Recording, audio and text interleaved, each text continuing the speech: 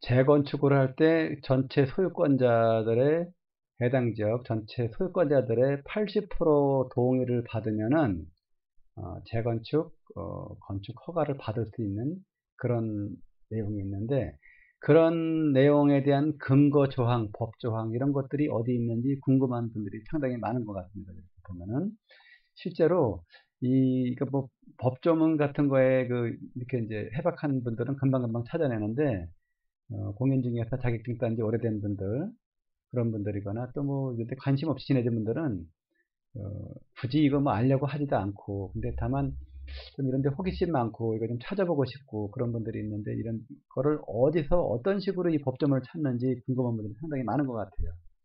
저 역시도 이게 처음에는 막연했었는데 시간 좀 나고 그래서 날 때마다 한번 하나하나 하다 보니까 제 찾게 되더라고요. 그래서 마침 여기 이제 잘 정리가 되어 있는 그 내용이 있어서 네이버에 들어와 가지고 이렇게 한번 키워드를 한번 쳐봤어요. 재건축 80% 동의 이렇게 한번 쳐가지고 검색을 한번 해보겠습니다. 검색하니까 웹사이트에 전체 소유자 80% 동의 재건축 허가 및 매수 청구권 이런 검색이 걸리네요. 이거 한번 누르고 들어가 보겠습니다.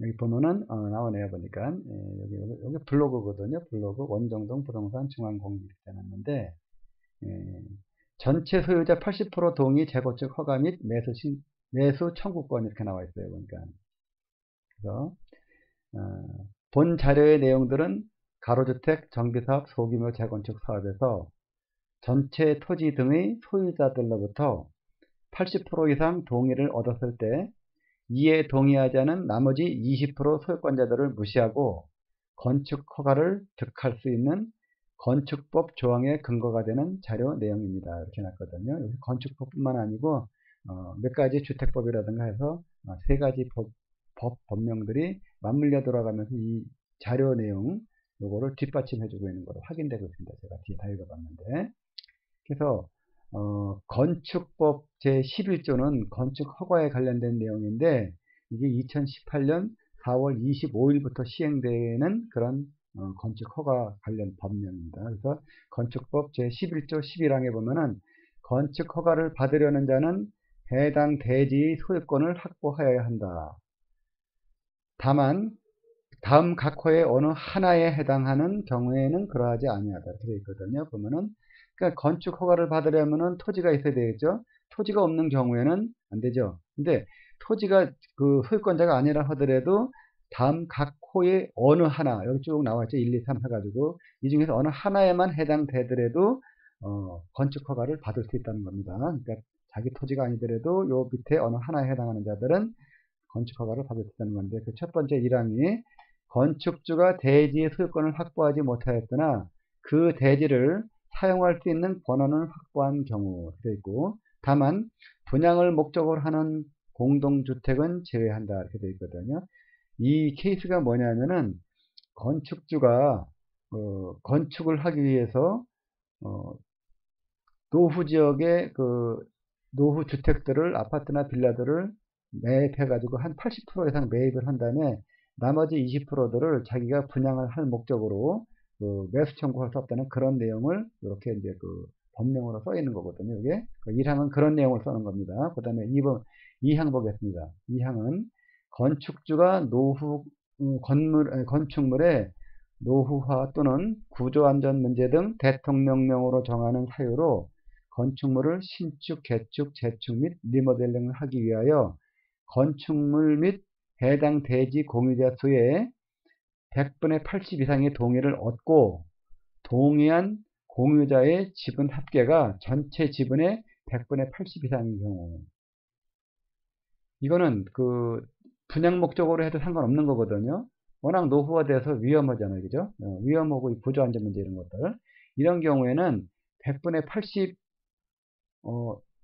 대지 공유자의 100분의 80이고 그 다음에 그 사람들이 가진 대지의 지분 합계가 100분의 80 이상의 경우를 충족해야 된다는 얘기거든요. 여기서 이제 대통령령으로 정하는 사유, 요거는 또 뒤에 또 나옵니다. 보면은 그때 같은 경우를 봤습니다.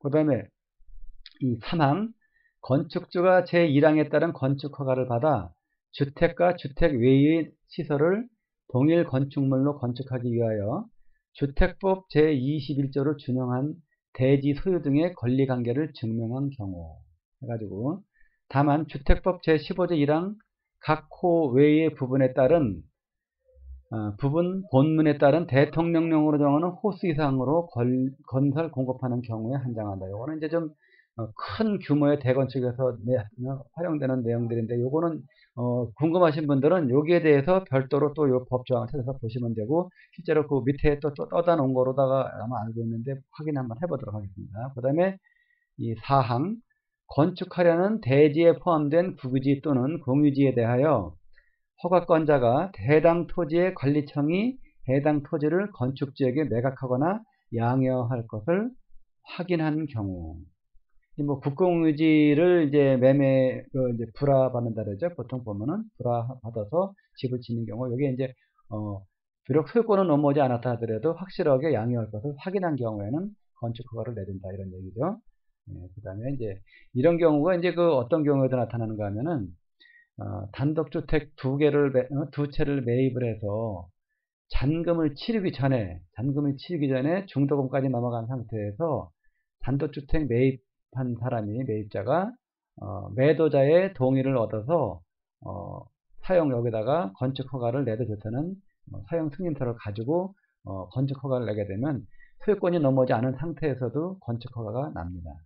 아마 그런 내용도 여기에 포함된 것 같습니다. 그 다음에 건축주가 집합건물의 공용부분을 변경하기 위하여 집합건물의 소유 및 관리에 관한 법률 제15조 1항에 따른 결의가 있었음을 증명한 경우, 건축법 총칙 2018년 4월 5일 시행, 이런 거 일부 개정, 이런 경우인데, 이제 이게 공용부분을 변경하거나 하면은 집합건물 소유 및 관리에 관한 법률 요구에 15조 1항에 따른 결의가 있는 건데, 이 내용도 밑에 해놓은 거 한번 같이 한번 보도록 하겠습니다. 그 다음에 여기서 이제 가장 우리가 이제 알고 싶었던 내용이 여기 나오네요. 보니까 건축법 제17조에 2 해가지고 매도 청구 등 이렇게 되어 있어요. 제1항 보면은 건축법 제11조 11항 저 위에 있었죠. 2호에 따라 건축허가를 받은 건축주는 해당 건축물 또는 대지의 공유자 중 동의하지 아니한 공유자에게 그 공유 지분을 시가로 매도할 것을 청구할 수 있다. 이렇게 되어 있어요. 건축법 제17조의 2에 나와 있는 그 내용입니다. 이 경우 매도 청구를 하기 전에 매도 청구 대상이 되는 공유자와 3개월 이상 협의를 해야 한다. 그러니까 3개월 정도의 협의기간을 두고 이제 뭐 최고도 하고 이런 식으로 상대방한테 협상을 해야 된다는 거죠. 일방적으로 한다는 게 아니죠. 그 다음에 2항 보면 제1항에 따른 매도 청구에 관하여는 집합건물의 소유 및 관리에 관한 법률 제48조를 준용한다. 그래가지고 요 집합건물 소유 관리에 관한 법률 48조도 같이 한번 보도록 하겠습니다. 그 다음에 이 경우 구분 소유권 및 대지 사용권은 매도 청구의 대상이 되는 대지 또는 건축물의 공유 지분으로 본다. 이렇게 나와 있어요. 보면은. 이제 공유 지분, 건축물 공유 지분 말하는 거죠. 그 다음에 17조에 3 해가지고 소유자를 확인하기 곤란한 공유 지분 등에 대한 처분. 이런 경우가 많죠. 이게 보면은 뭐 오래전에 돌아가신 분들이 상속권자들이 이민을 갔다든가 또 상속권자들끼리 그 재산이 크지 않고 모르고 이제 잊고 지내는 경우라든가 하여튼 여러 가지가 있어가지고 이게 진정한 소유권자를 찾지 못해가지고 재건축을 하지 못하는 경우도 많거든요. 그래서 막 노후가 되고 낙후되고 노후화가 심해가지고 슬럼화가 되는데도 그동안 재건축 못했던 것들이 많았는데 요번 법 개정으로 인해가지고 이거를 이제 해석이 있게 됐다는 그런 내용인데, 건축허가를 받은 건축주는 해당 건축물 또는 대지의 공유자가 거주하는 곳을 확인하기 현저히 곤란한 경우에는 전국적으로 배포되는 2 이상의 일간신문에 2차례 이상 공고하고, 공고한 날로부터 30일이 지났을 때에는 제17조 2에 따른 매도 청구 대상이 되는 건축물 또는 대지로 본다. 이렇게 해가지고 이제 그 하나의 길을 열어놓은 거죠. 건축주는 제1항에 따른 매도 청구 대상 공유 지분의 감정가액에 해당하는 금액을 법원에 공탁하고 착공할 수 있다. 이렇게 됐고, 이건 뭐 당연한 얘기 같아요. 제2항에 따른 공유지분의 감정평가액은 허가권자가 추천하는 감정평가 및 감정평가서에 관한 법률에 따른 감정평가업자 2명 이상이 평가한 금액을 산술평균하여 산정한다. 그러니까 감정평가사 두 곳에서 나와가지고 감정평가액을 매기고 그것을 두 개 더해서 2분의 1로 나눠가지고 평균한 값으로다가 이제 평가를 해서 지불한다는 얘기죠.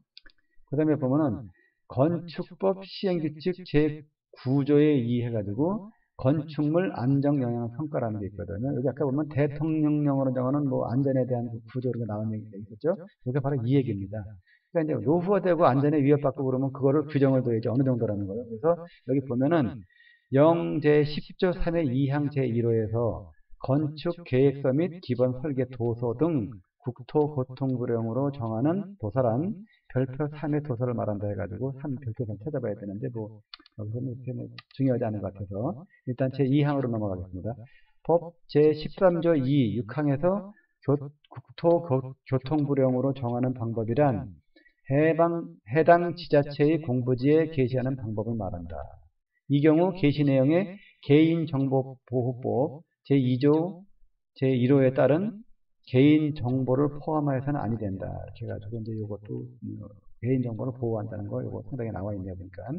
그리고 이제 뒤에 여기가 이제 이쪽은 부천시 건축조례인데 제가 여기 강의하는 지역이 부천시 원정동이거든요. 그 부천시 건축 참고조로 여기 갖다 놓은 건데 요 부천시 건축조례나 사실 뭐 경기도 또 서울 이쪽도 그렇고 요 조례들은 조금씩 다르긴 하지만 거의 그냥 서울시 어떤 조례를 갖다가 부천시에 갖다 붙인다 하더라도 내용을 이해하고 학습하는데 큰 문제는 되지 않을 만큼 수치에서 좀 차이가 날 뿐 그냥 참고 학습용으로 볼 적에는 괜찮아서 일단 여기 제가 근무하는 이쪽 중기업을 하는 지역의 부천시 조례가 저는 공부해보도록 하겠습니다.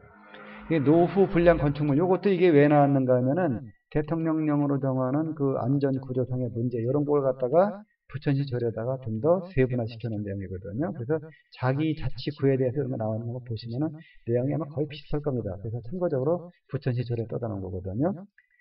해가지고 노후 불량 건축물은 다음 각호의 어느 하나에 해당하는 건축물을 말한다. 그래서 이렇게 낡은 주택들, 이런 것들이 있는 경우는 80% 동의 받고 80% 그 지분 갖고 이렇게 되게 되면은 이런 경우에는 가로주택 정비 사업이 아니라 하더라도 알박기나 이런 거 이제 숨통을 딱 잡아놨다는 얘기죠. 그래서 재건축 설사는 있다는 얘기인데 한번 읽어봅시다.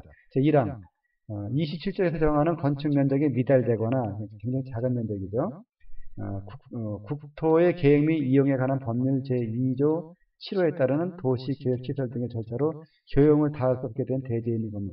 그러니까 이제 뭐 도시계획이나 이런 게 떠 있어가지고 거기 자투리 땅이라든가 이런 것들 그런 것들은 앞으로도 뭐 건축물도 안 되고 쓸모없는 땅이죠. 그래서 효용을 다할 수 없는 땅들 이런 것들은 역시 밀어버리는데 별 저항을 하지 못한다 그런 내용이고. 그 다음에 이제 이 부천 지역에도 여기 보면은 공장 많아요 보면은. 공장의 매연 소음 등으로 위해를 처리할 우려가 있는 지역이 안에 있는 건물들. 그러니까 이제 사람 살기에 열악한 거죠, 이런 것들이. 이런 거는 누가 판단해? 지자체에서 판단하는 겁니다.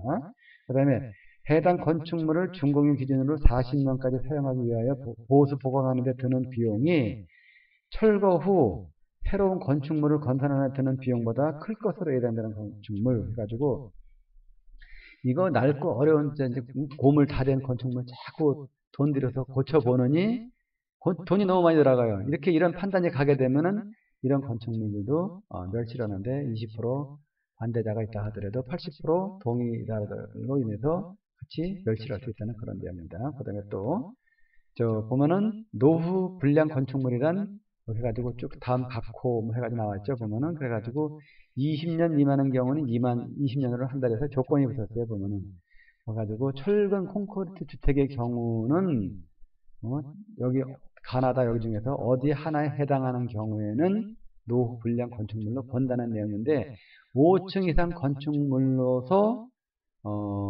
88년 이후 준공된 건축물은 30년 된 거 30년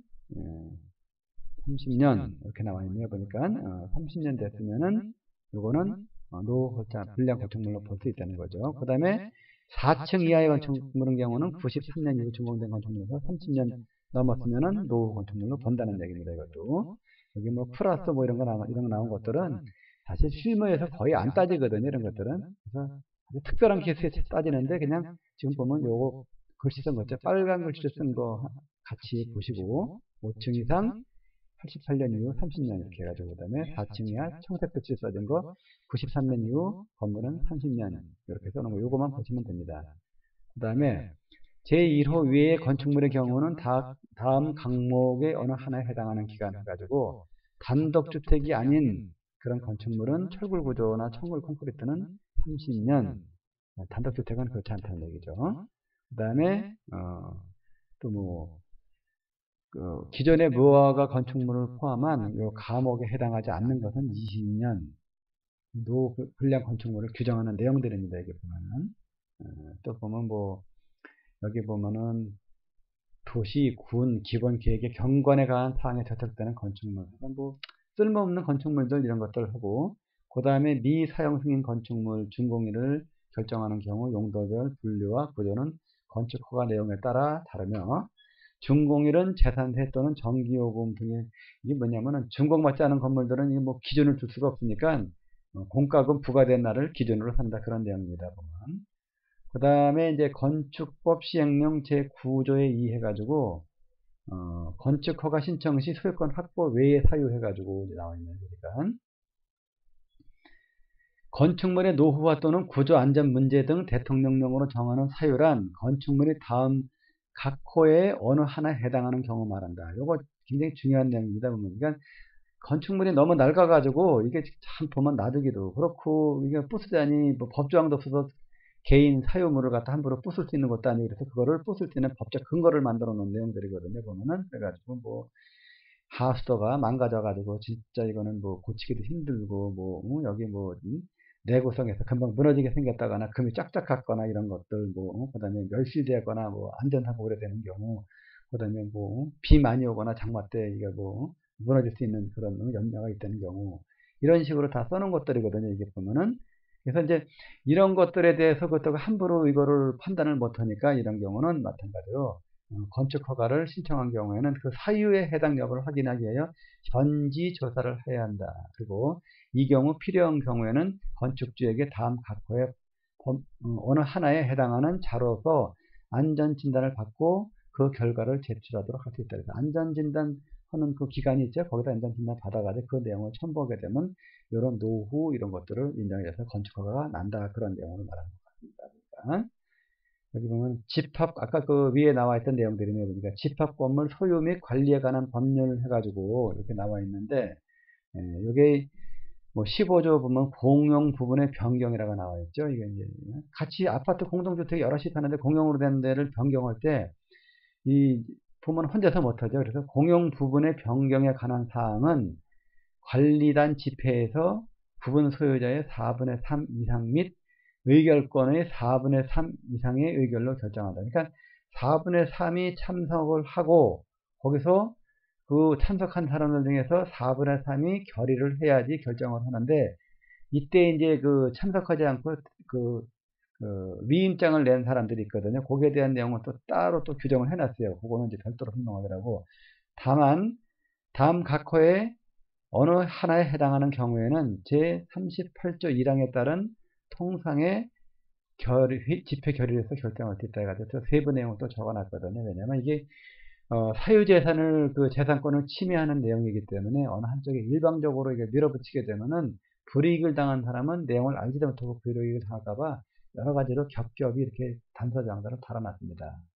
여기 보면 어느 하나에 해당하는 경우는 비교적 가벼운 사안이라고 생각하면 된다 해가지고 뭐 여기 하나에 해당하는 거 요거 찾아보았더니 뭐 이렇게 별거 아니더라고요. 그래서 이렇게 써놓은 것 같아요. 보니까 그 다음에 이제 주택법에서 아까 그 설명한 내용을 이제 15조 보면은 대통령령으로 정하는 호수 이상의 주택 건설 사업을 시행하려는 자 또는 여기 대통령령으로 정하는 호수 이상의 주택 요거 보면은 굉장히 큰 규모의 대규모 재건축 요거 말하는 거로 알고 있어요. 보면은 또는 대통령령으로 정하는 면적 이상의 대지 조성 사업을 시행하려는 자는 다음 각 호에 사업 승인권자 이하 뭐 이렇게 나와 있는데 한국토지공사 뭐 국토부 장관 국토부 장관 승인을 받아야 된다 이렇게 나와 있거든요. 이제 이렇게 나와 있고 다만 요 사람들의 이제 승인을 받아야 되는데 다만 예외가 있어요. 그러면 주택 외의 시설과 주택을 동일 건축물로 건축하는 경우 등 대통령령으로 정하는 경우에는 그러지 않다 해가지고 요 원칙을 벗어난 것을 특별히 대통령으로 정한 것이 있는데 거기 보면은 여기 나와 있네요. 그 내용이 뭐냐면은 주택 건설 사업 또는 대지 조성 사업으로서 해당 대지 면적이 10만 제곱미터 이상인 경우하고 뭐 하여튼 요 내용들 그다음에 또 하나 뭐 10만 미만인 경우 해가지고 이렇게 쭉 나와 있어요. 보면은 이제 그다음에 사망에 보면은 여기도 보면은 뭐 단서정을 달기 위한 내용들을 써놨는데 이거 읽어봐가지고 여기 나온 것들이 다 밑에 있는 내용들을 부연 설명하게 만들어 놓은 단서 조항들입니다. 읽어보겠습니다. 집합 건물의 소유 및 관리에 관한 법률 제48조 해가지고 이제 빨간 글씨로 표시해놨어요. 제48조 구분 소유권 등의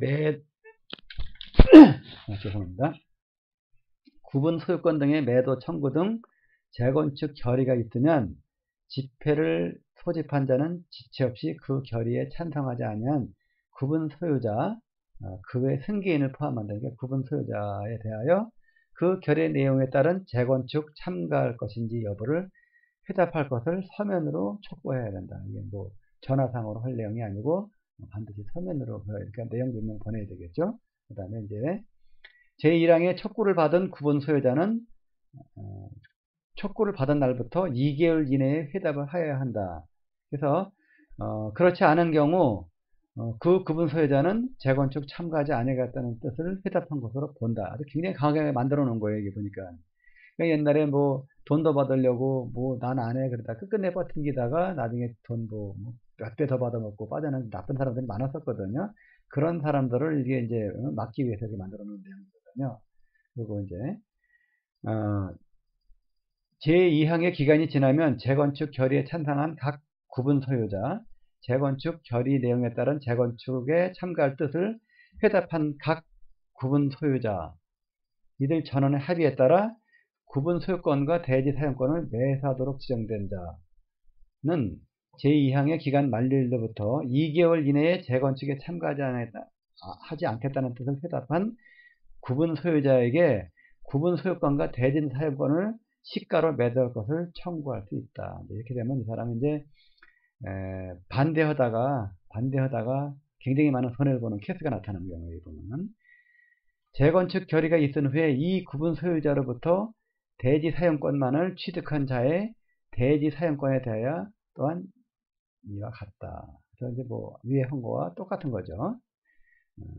그래서 제4항에 따른 청구가 있는 경우에 재건축에 참가하지 아니하겠다는 뜻을 회답한 구분 소유자가 건물에 명도하면 생활에 현저한 어려움을 겪을 우려가 있고 재건축의 수행에 큰 영향이 없을 때는 법원은 그 구분 소유자의 청구에 의하여 대금 지급일 또는 제공일로부터 1년을 초과하지 않은 범위에서 건물 명도에 대하여 적당한 기간을 허락할 수 있다. 이렇게 되는데 이 사람이 버팅길 수 있는 거는 뭐 이렇게 보면은 굉장히 어렵고 이거 아니면 자기는 생계 위협입니다. 이런 거를 입증을 해야 되는데 이게 이 사람들 되게 보면은 거기 하나 미리 사서 놓고 세 주고 있다가 재건축 한다니까 알바끼 하다가 이런 일이 벌어진 것들이 대부분이지 실제로 이런 일이 거의 안 생기거든요. 정말 딱한 사람들은 없어요 보면은. 그래서 그 내용 그래서 하여튼 원칙적으로 써놨네요 보니까는. 그 다음에 재건축 결의일로부터 2년 이내에 건물 철거공사가 착수되지 않는 경우는 사항에 따라 구분 소유권 대지 등 사유권 매도한 자는 기간이 만료된 날로부터 6개월 이내에 매수인이 지급한 대금에 상당한 금액을 그 구분 소유자거나 대지권 사유권을 가지는 자에게 제공하고 이들의 권리를 매도할 것을 청구할 수 있다. 그리고 이제 이것도 뭐 2년 동안 시행하지 않으면 다시 되물릴 수 있다는 그런 내용을 써는 거고요. 그 다음에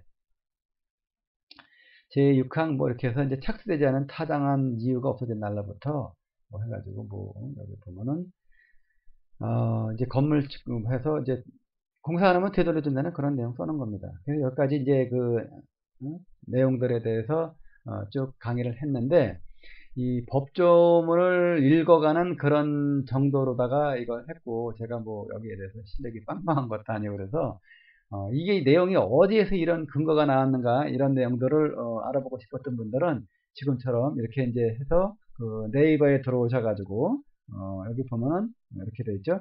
재건축 80% 동의 또는 여기 나와 있네요. 그러니까 소유자 80% 동의 또는 80% 동의 재건축 또는 80% 매수 청구권 이런 식으로 키워드 쳐서 네이버에서 누르면은 여기 이제 이렇게 나오거든요. 그래서 나오면은 그때 누르고 들어가서 여기 봐가지고 이 블로그에 들어가셔가지고 블로그 내용들을 쭉 읽어보시고, 이 블로그에서는 이제 지금 제가 설명가 안 나왔는데 여기 나와 있는 이 법 이런 거 조항 찾는 것들 있죠.